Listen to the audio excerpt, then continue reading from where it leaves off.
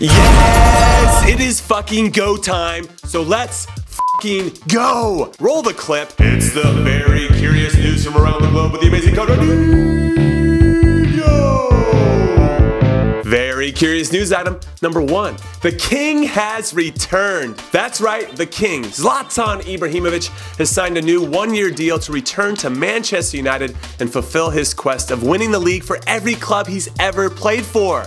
He did it with Ajax, he did it with Juventus, he did it with Inter Milan, he did it with Barcelona, he did it with AC Milan, and he did it with PSG, and now it's United's turn. And since I picked United to win it all in my prediction video 2 weeks ago, and since United has looked amazing in their first 2 games, I'm pretty sure Zlatan is going to add another league title to his already impressive resume. Also, on a personal note, I'm happy he's coming back because the world is a better place when he's playing the beautiful game. Very curious news item number 2. The Champions League draw has happened. It is done. It is over. And with help from Francesco Totti and Andrei Shevchenko, who were in charge of picking the warm balls out of the pot, which I believe makes them official warm ballers, all of the groups are out. And in Group A, it's Benfica, Manchester United, Basel, and CSKA Moscow, which for me should also be known as the group that UEFA fixed so that Jose Mourinho could have an easy ride to the knockout rounds. In Group B, it's Bayern Munich, PSG, Anderlecht, and Celtic,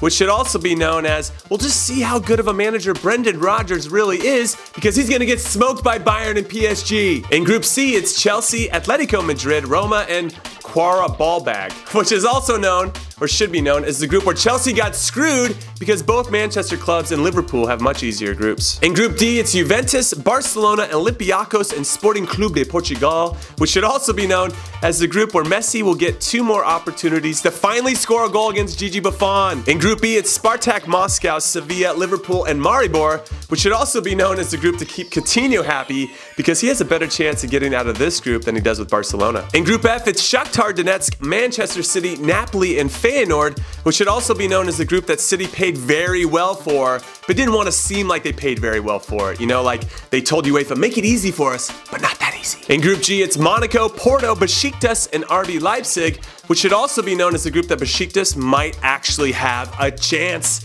because Monaco is not the same Monaco as last season. RB Leipzig is not going to surprise anyone anymore.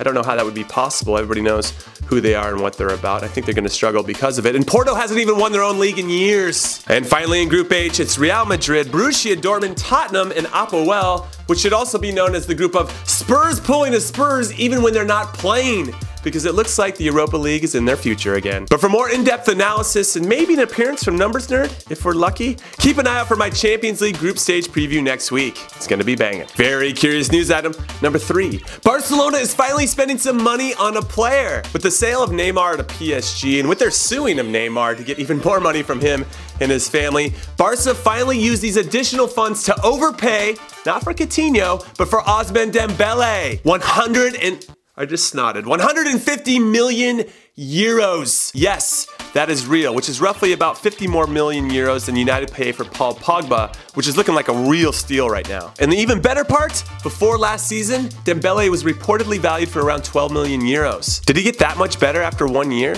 Does anybody get that much better after 1 year?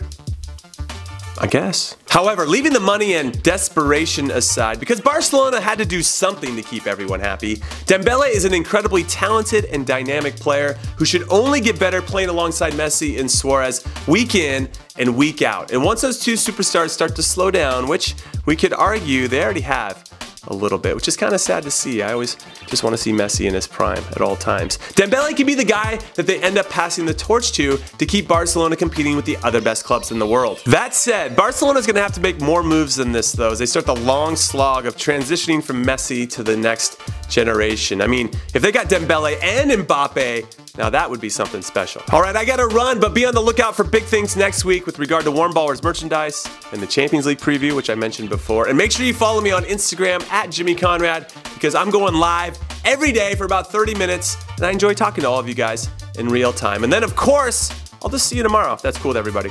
Later.